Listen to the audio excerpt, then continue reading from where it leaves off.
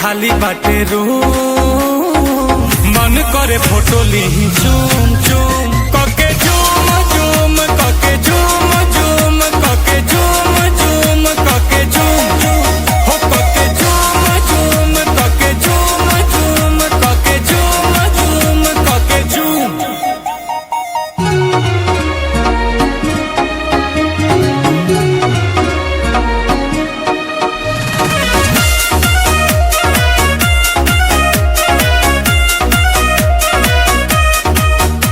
वो मीठी मीठी बातें गजब की मुलाकातें, वो याद आती है रात जाने जा।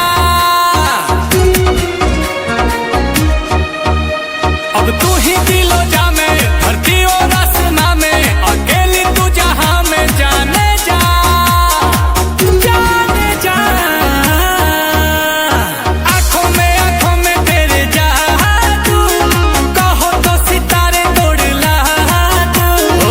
देखो ही में लागेलू मासूम, तोहरे ला करतानी हम कके झूम झूम कके झूम झूम, तहर फोटो हम देखी कके झूम ता जला झूम झूम जला झूम झूम, तके देखिए के मन जला झूम।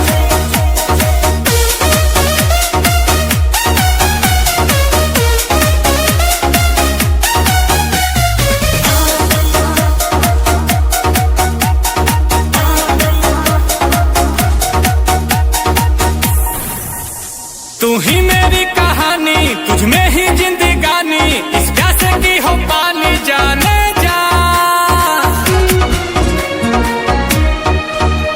ये दिल तेरा दीवाना, तू मेरा ही ठिकाना, मौसम है आशिकाना जाने जा जाने जा।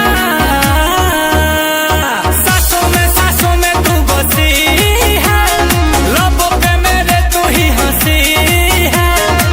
गुची के लगा के परफ्यूम, फिगर ब्लास्ट करे बूम।